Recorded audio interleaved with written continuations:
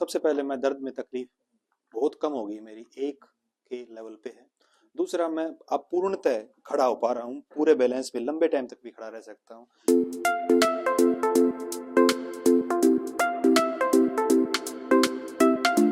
मेरा नाम आनंद प्रकाश है और मेरे को ये अलाइनमेंट का इशू है कमर में।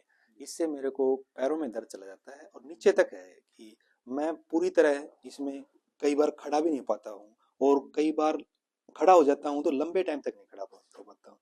और अभी मेरे को धीरे धीरे से कुछ दिनों से सोने में भी दिक्कत होने लगी। यहाँ पे मेरे को दर्द होने लग गया, इस मसल में, यहाँ पे बोन पे, ये वाला जो हिस्सा है यहाँ पे। और मेरे को कुछ ये प्रॉब्लम मेरे को बहुत लंबे समय से है, 12-13 साल से है। उसके कारण से क्या हो गया है कि मेरे को, मैं अपना सारा प्रेशर इस पैर पे डालता हूँ। इससे ये मेरी ढकनी बोलने भी लग गई है। इस पे मैं पूरा प्रेशर नहीं डाल पाता हूँ। मेरे को पता है कि मेरी प्रॉब्लम है और मैं बहुत दिनों से जूझ रहा हूँ। अभी मेरे को लग रहा है कि इसको ठीक करवाने का टाइम है, इसलिए मैं सर के पास आया। मेरे को 2012 से है ये दर्द, मेरे को जो है। इससे पहले भी मेरे को ये दर्द, ऐसा दर्द हो चुका है। उसके लिए मैंने यूएसए में कायरोप्रैक्टर का ट्रीटमेंट लिया था और उससे मेरे को बहुत जल्दी और बहुत लंबे समय तक आराम रहा था। तो मैं बहुत दिनों से सर्च कर रहा था हिसार में कायरोप्रैक्टर, तो डॉक्टर साहब का नंबर मेरे को मिला, तो फिर मैं आपके पास आ गया। एंड आई हैव, मेरे को पहले डॉक्टर साहब से, जितने आपसे जिसने ट्रीटमेंट करवाया था, डॉक्टर रवि दत्त ने, उसने बहुत अच्छे रिजल्ट बताए थे, तो ये भी एक कारण है। दूसरा, इस ट्रीटमेंट में बिना दवाई के पिछली बार भी मैं ठीक हो गया था, और मैं ये एक्सपेक्ट कर रहा हूँ कि दवाई ना लेनी पड़े दर्द की, तो मैं ठीक हो जाऊं। और मेरे को ये लगता है, ये मेरा पर्सनल अनुभव है, कि अगर अलाइनमेंट ठीक हो जाएगा तो मेरे को लगता है कि और जो एसोसिएटेड पेन है वो चला जाएगा। तो मैं आपको पेशेंट का एक बार असेस करके दिखा रहा हूँ। पेशेंट की ये देखिए, ये रीढ़ की हड्डी है। ये जो है इनका S2, S1, L5, L4, L3। और आप रीढ़ की हड्डी देख रहे होंगे किस तरीके से यहाँ से इनका थोड़ा सा कर्व चेंज हो गया है। और आने के बाद अगर इनके SI जॉइंट पे अगर हम हाथ रखें तो ये जो हिप अलाइनमेंट है ये इनका ऊपर की तरफ मुझे दिख रहा है। जब भी अलाइनमेंट इश्यूज होते हैं पेशेंट के, कोई ऊपर नीचे का होता है, तो हमेशा आपकी डिस्क के ऊपर प्रेशर आता है। और जब भी डिस्क के ऊपर प्रेशर आएगा तो यहाँ से, ये जो यहाँ आपकी बीच में डिस्क होती है, ये आपके वर्टिब्रेज हो गए, बोन हो गई, तो यहाँ से जो डिस्क है यहाँ पे सारा प्रेशर पड़ता है। और टेढ़ेपन की वजह से, ये नैरो हो जाने की वजह से सारा प्रेशर वन साइडेड आता है और पेशेंट की नब दबने लगती है और पूरा दर्द जो है टांगों की तरफ निकलता है। तो अभी हम क्या करेंगे, इन पेशेंट का ये हिप अलाइनमेंट जो टेढ़ा हुआ है इसको ठीक करेंगे और इस वर्टिब्रेस कॉलम को वापस अलाइन करने की कोशिश करेंगे, ताकि जो ये नर्व इनकी डिस्टर्ब हुई है ये वापस अपनी जगह पे शिफ्ट हो जाए और ये नर्व को अपना रास्ता दे दे, जिससे इनका पेन ठीक होगा, जिससे इनका ब्लड सर्कुलेशन ठीक होगा। और टाइम के साथ हम इनको कुछ एक्सरसाइजेस सजेस्ट करेंगे ताकि इनका ये जो बैक एरिया है, ये कोर एरिया है, ये मजबूत बने। अगर ये मजबूत बनेगा तो भविष्य में भी इनको जो है बार बार इस तरीके की प्रॉब्लम्स नहीं आएंगी।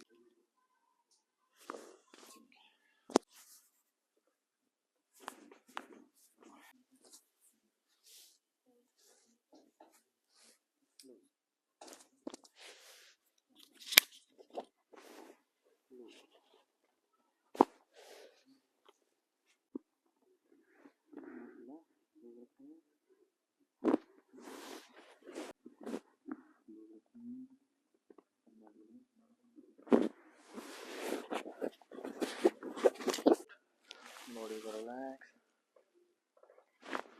ठीक है, ठीक है, रखेंगे लूज, लूज,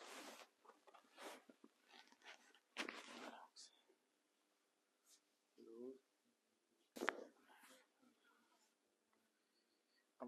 देखिए, मैं इनका पाँव दिखाना चाहूँगा आपको। ये राइट साइड का पाँव यहाँ से शॉर्ट है और ये आगे की तरफ नीचे निकला हुआ है, तो जिसकी वजह से डिस्क पे प्रेशर आता है, तो हमें इसको बराबर करना होगा।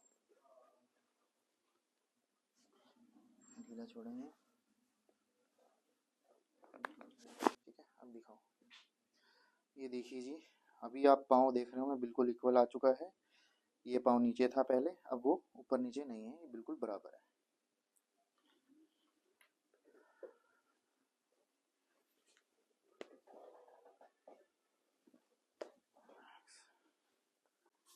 आउट, लूज, एक और, आउट, लूज। मेरी तरफ से आपका जो है कायरो सेशंस कंप्लीट हो गया है।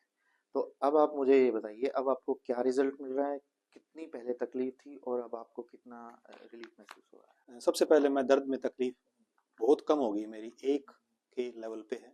दूसरा, मैं अब पूर्णतः खड़ा हो पा रहा हूँ, पूरे बैलेंस पे लंबे टाइम तक भी खड़ा रह सकता हूँ। तीसरा, मैं जो इस पैर पे ज़्यादा प्रेशर डाल रहा था, अब वो प्रेशर इवन हो गया है। और मैं जब बैठता हूँ तो वो मेरे को जो हिप में इम्बैलेंस लग रहा था, वो भी बहुत हद तक मेरा इम्प्रूव हो गया है। और अब मैं इस पे अच्छी तरह प्रेशर डालने लग गया हूँ। उससे मेरे को ये लगता है कि मैं काफ़ी नॉर्मल चल रहा हूँ। कायरोप्रैक्टर का सेशन आपको कैसा लगा और दूसरे पेशेंट को क्या मैसेज देंगे? कायरोप्रैक्टर का सेशन मेरे को बहुत अच्छा लगा। जो मैं एक्सपेक्ट कर रहा था वही हुआ, लेकिन अब इसमें होता क्या है कि ये लंबे चलते हैं, आपको डॉक्टर पे विश्वास रखना पड़ता है। और चूंकि मैंने पहले करवाया हुआ है तो मेरे को ये एहसास है कि कई बार ये सेशन लंबे चलते, एक्सरसाइज दोबारा करवाएगी और मेरे को दोबारा सेशन किया गया, तो उससे मेरा दर्द बिल्कुल जो थर्ड सेशन वैसा ही रहा। अब मेरे को उसमें बहुत ज्यादा इंप्रूवमेंट मिल रहा है, अब मैं अच्छी तरह एक्सरसाइज कर पा रहा हूँ। तो मेरे को ये लगता है कि आपको इस प्रोसेस को ट्रस्ट करना पड़ेगा, डॉक्टर को ट्रस्ट करना पड़ेगा, उसके बिना ये नहीं हो पाएगा। देखिए, सर ने बताया कि थर्ड सेशन में जैसे कि उनका पेन कुछ बढ़ा क्योंकि हमने कुछ चेंजेस किए थे, सर को कुछ एक्सरसाइजेज दी थी, उसमें से कुछ एक्सरसाइज सर को सूट नहीं की, वो पेन को वापस रिवर्स हुआ, पेन थोड़ा सा बढ़ा। और फिर जैसे इन्होंने हमें कंप्लेंट्स की तो फिर हमने फिर से वो एक्सरसाइज को चेंज करके इनकी ट्रीटमेंट में कुछ बदलाव किए और इम्प्रूवमेंट डे बाय डे इनको फिर से आनी शुरू हो गई। 8 से 10 सेशन अभी पेशेंट के हमने किए हैं। आज की डेट में पेशेंट का पेन बिल्कुल बिल्कुल ना के बराबर है। तो मैं उन पेशेंट को एक स्पेशली मैसेज दूंगा जो कि एक तो हमारे पास ट्रीटमेंट आते हैं और आधा अधूरा इलाज लेकर के चले जाते हैं, ये सोच करके नहीं अभी इतना इफेक्ट नहीं आ रहा है या अभी पता नहीं आगे कितना इफेक्ट आएगा कि नहीं आएगा। ट्रस्ट आपको करना पड़ेगा। मैं हमेशा मेरी वीडियोस में बोलता हूँ, आप मेरे पास अगर मैं आपको कुछ सेशंस बुलाता हूँ तो प्लीज़ मेरा कोर्स कंप्लीट कीजिएगा, क्योंकि कुछ सेशंस आपकी प्रॉब्लम को 10-10 साल 15-15 साल पुरानी प्रॉब्लम को मुझे समझने में वक्त लगता है। कई बार आपके इलाज में हमें बदलाव भी करने पड़ते हैं, उस दौरान आपका थोड़ा सा दर्द ऊपर नीचे कई बार बढ़ भी सकता है, उसको कम भी हम वापस फिर से करेंगे समझ करके। तो पहले आप अपना कोर्स पूरा कीजिए और हम पे ट्रस्ट करके ही आप आइएगा। जी, थैंक यू।